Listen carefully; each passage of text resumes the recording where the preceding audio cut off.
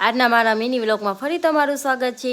હું અને રોહિત અને મારી એક ભત્રીજી ત્રણેય નીકળી ગયા હતા ફરવા માટે। છાંટા પણ થોડાક આવતા હતા, વરસાદ અમને થયું નડશે પણ વરસાદ ન નડ્યો, એટલે સોની સ્પીડમાં ગાડી ચાલુ કરીને અમે નીકળી ગયા હતા ત્રણેય કષ્ટભજન મંદિરે જવા માટે। પછી અમે કષ્ટભજન હનુમાનજીના મંદિરે પહોંચી ગયા। તે હાઈવે ઉપર જ છે, ત્યાં બહુ મસ્ત લોકેશન છે, ફોટા વિડીયો માટે લોકો અહીંયા સગાઈ હોય કે મેરેજ હોય અહીંયા આવી શકે। મારી ખુદની સગાઈ અને મેરેજ અહીંયા જ થયા હતા। લોકેશનમાં તમે જોઈ શકો છો, લોકેશન એક નંબર છે। પછી અળવીના પાન તોડ્યા મેં, રોહિતને અળવી બહુ ભાવે એટલે અળવીના પાન મેં તોડી લીધા। મારી કીધું તો તૂટતા નહોતા, હું ખુદ નીચે પડી જતી હતી, રોહિતને ખાવી હતી અળવી એટલે આપણે તો લેવા જ પડે પાન।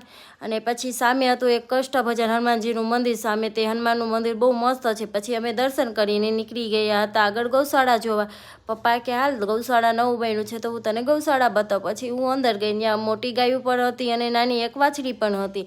એટલે વાછડીને તો મેં પછી માથે હાથ ફેરવીને વાલ કરીને નીકળી ગઈ હતી, કેમ કે વાછડી હતી માળા જેવી નાની એવી, એટલે મેં વાલ કરીને પછી નીકળી ગયા હતા હું ને પપ્પા બહાર। અને બહારથી પછી રોહિતે એક શૂટ કરી લીધું હતું ગૌશાળાનું। પછી શૂટમાં તમે જોઈ શકો છો નવું ગૌશાળા બહુ મસ્ત બન્યું છે।